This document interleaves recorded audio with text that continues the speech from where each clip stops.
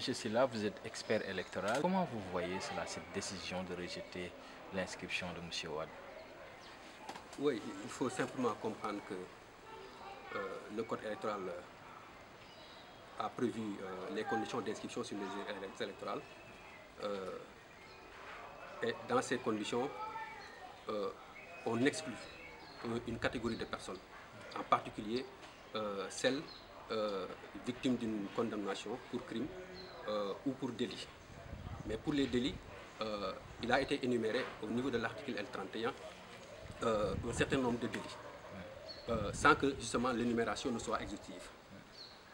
Mais la disposition prévoit aussi la déchéance électorale pour toute personne condamnée pour un délit passible en fait donc d'une condamnation supérieure à 5 ans.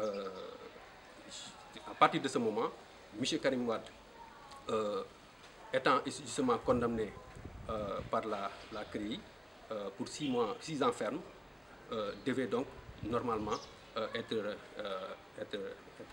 ne devait pas en fait donc figurer sur les listes électorales. J'allais parler de radiation, mais comme entre-temps il a été radié parce qu'il ne s'était pas déplacé justement lors de la dernière révision exceptionnelle de 2016-2017, donc lui il formule une nouvelle demande en fait d'inscription. Et cette demande d'inscription devait justement être donc validée ou rejetée. Aujourd'hui, le constat premier est que la commission donc d'inscription du Koweït, auprès de laquelle M. Karim Wade s'était déplacé pour formuler sa demande d'inscription, n'avait pas procédé justement au rejet ou au refus en fait donc de son inscription. La commission sans doute ne disposait pas peut-être d'éléments pouvant effectivement refuser donc la demande. Même si tel était le cas, notification devrait lui être faite sur le champ et que donc Karim Wade disposerait dans ce cas de figure de 3 jours justement pour saisir en fait donc comme il s'est inscrit à l'extérieur, le chef de la représentation diplomatique ou consulaire. Maintenant, ce qu'il faut comprendre, c'est que le décret qui a régi en fait donc la révision exceptionnelle, ce décret reprend dans ses procédures les dispositions du code électoral. Donc ce décret en particulier procède à un réaménagement des délais. C'est ainsi que par exemple dans le cadre de la procédure, on a visé en fait donc l'article R43 qui prévoit qu'au cours du traitement des données, que les services centraux peuvent procéder à des rejets. C'est à partir justement de cette procédure que l'inscription de M. Karim Wade a été rejetée pour motif en fait donc de condamnation. Maintenant, il y a aussi à comprendre qu'il y a 2 niveaux de contentieux. Il y a un contentieux qui se déroule pendant la période ouverte et il y a aussi un contentieux qui se déroule, comme c'est le cas actuellement, au lendemain en fait, donc, de la publication des listes et qui court justement et qui doit durer conformément donc, au décret instituant la révision exceptionnelle 15 jours. Donc c'est à partir d'aujourd'hui, 3 juillet jusqu'au 17, que tout Sénégalais omis ou victime en fait, donc, d'une erreur matérielle sur son inscription pourrait se rapprocher en fait, s'il réside à l'intérieur du pays, auprès justement du président du tribunal d'instance, ou bien s'il s'agit de l'extérieur, auprès du chef de la représentation diplomatique. Maintenant, ce qu'il faut aussi comprendre, c'est que ce sont ces juridictions qui devraient en fait donc statuer en fait donc, sur le contentieux sur les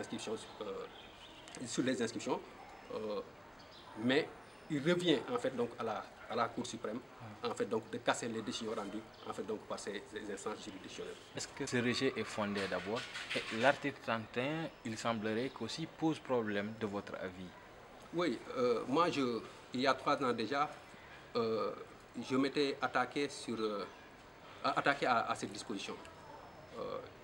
Il y a aussi 1 an, j'avais publié une contribution qui était titrée la privation indifférenciée, automatique et générale en fait, du droit de vote et d'éligibilité était une violation de la Constitution.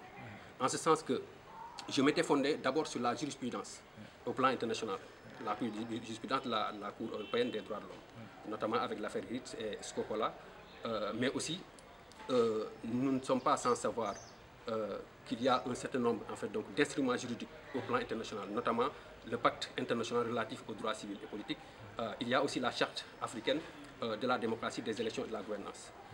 Et toutes ces dispositions en fait, veillent au respect scrupuleux en fait, des droits de l'homme. Mais il y a particulièrement aussi la Déclaration universelle des droits de l'homme, sur lequel d'ailleurs s'était appuyé en fait, le Conseil constitutionnel français à l'époque, qui devait saisi en fait, par le Conseil d'État pour une question prioritaire de constitutionnalité, qui devait en fait être amené à statuer sur la conformité ou non de l'article 7 du Code électoral français. Je l'évoque parce que cette disposition du Code électoral français comportait pratiquement les mêmes stipulations que celles contenues effectivement dans les articles L31 et L32 du Code électoral. Mais finalement, au finish, le Conseil constitutionnel français avait déclaré l'article 7 du Code électoral non conforme à la Constitution. Donc aujourd'hui, par la voie justement d'exception, on pourrait être amené justement, je pense que Karim Wade devrait en être conscient, ses conseils aussi, ses partisans politiques, et je pense que tous les défenseurs des droits de l'homme devraient justement mener ce combat pour qu'effectivement qu'on soit édifié sur la constitutionnalité en fait, de ces dispositions du code électoral. Ces dispositions violeraient donc les droits du citoyen. Parce que la particularité ici, c'est que ce n'est pas le juge qui a prononcé en fait la déchéance électorale. Parce qu'en condamnant Karim Wade, le juge n'avait pas justement prononcé la peine complémentaire devant entraîner en fait la perte des droits civils et politiques de M. Karim Wade. Mais par contre, c'est les dispositions du Code électoral qui, comme je l'ai dit tantôt, après avoir énuméré un certain nombre de délits, avait fini par dire en général tout autre délit passible. Et c'est d'ailleurs pourquoi j'avais même évoqué justement ce concept de général et indifférencié, ou même automatique. C'est ça qui n'est pas normal. Normalement, c'est-à-dire que la déchéance électorale devrait être prononcée par le juge pour être valable. Et je pense qu'aujourd'hui, l'article 8 de la Déclaration universelle des droits de l'homme sur la nécessité des peines devrait en fait être amené. Peut-être le juge justement a déclaré ces dispositions du Code électoral non conformes. Comme ça s'est passé d'ailleurs en France. Donc autant le rejet de l'inscription de Karim est légal, autant l'article 31 aussi viole les droits du citoyen. Justement, nous devons faire la différence entre aujourd'hui la décision prise par le ministère qui s'est fondée, parce que certainement ils ont dû avoir la preuve que justement, au-delà même du cas de Karim Wade, que toutes les personnes dont la condamnation entraînerait justement la déchéance électorale, ils ont pu justement disposer en fait de ces éléments à partir du ministère de la Justice. Et ça aussi c'est un mécanisme qui est prévu. Moi je me rappelle à l'époque justement d'abord du comité de veille, d'abord plutôt de la mission d'audit internationale de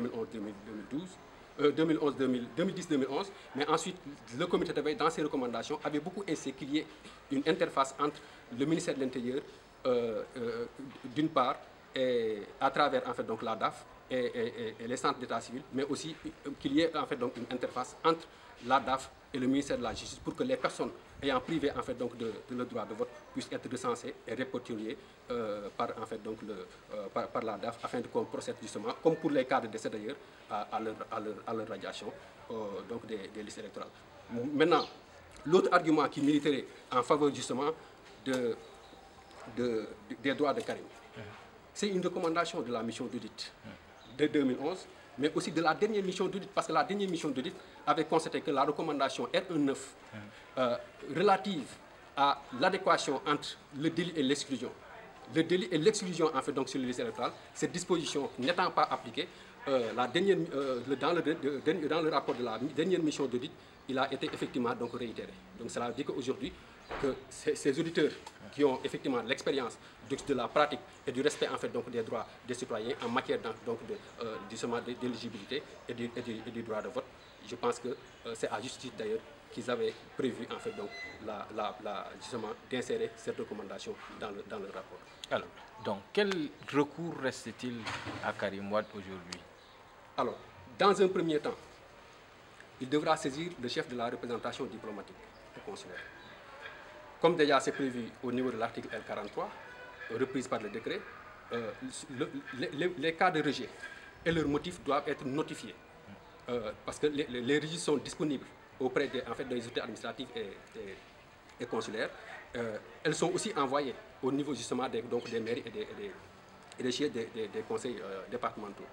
Ce qui veut dire que donc, la personne est donc intéressée, une fois qu'il se rende en fait, donc, au niveau de la commission ou auprès de l'autorité administrative, doit pouvoir être informé en bonne et due forme à partir en fait, donc, des carnets de son rejet, du rejet de son inscription, suivi aussi, accompagné aussi donc, des différents motifs. Et à partir de ce moment, je pense qu'il dispose aujourd'hui, comme je l'ai dit tantôt, de 15 jours pour saisir en fait, donc, comme c'est à l'extérieur, en fait, donc, le président de la commission. Et le deuxième niveau maintenant, c'est la Cour suprême. Mais même s'il s'inscrivait, est-ce que cette même disposition ne poserait pas problème pour une éventuelle candidature de M. Wade? Oui, il est vrai que le code électoral n'établissait pas expressément le lien entre la qualité en fait, donc, justement, d'électeur et justement la qualité d'éligibilité.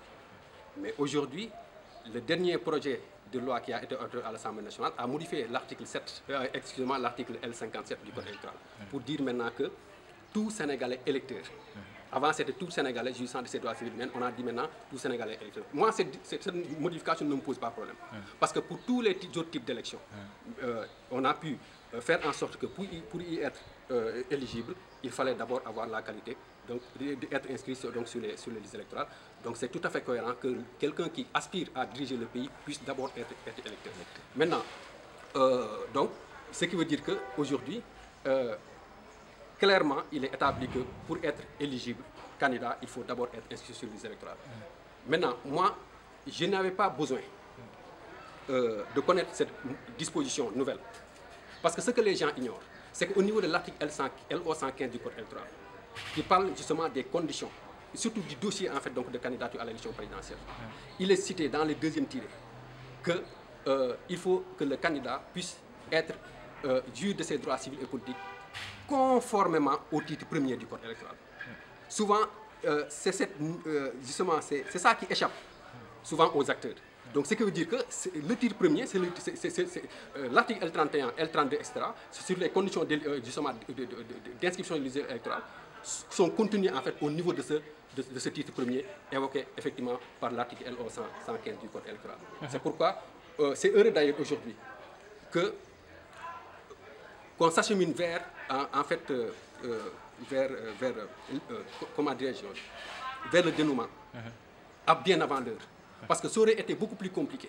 Je le disais d'ailleurs il y a 3 ans, qu'en rappelant en fait le contentieux ou la controverse autour de la validité de la candidature du président Abdoulaye Wade en 2012, il a fallu attendre la décision du Conseil constitutionnel validant en fait donc sa candidature pour que les Sénégalais soient édifiés. Alors s'il n'y avait pas peut-être ce cas de rejet de l'inscription, ça allait être très compliqué. On allait encore attendre justement à la veille en fait donc de 2019 de la présidentielle pour que les Sénégalais soient édifiés sur la validité ou non de la candidature de Karim. Et aujourd'hui, l'importance que soulève en fait donc cette décision, c'est que justement ça va améliorer en fait donc notre droit électoral et ça va peut-être garantir, si en fait donc le droit est dit, justement le respect en fait donc des droits des citoyens.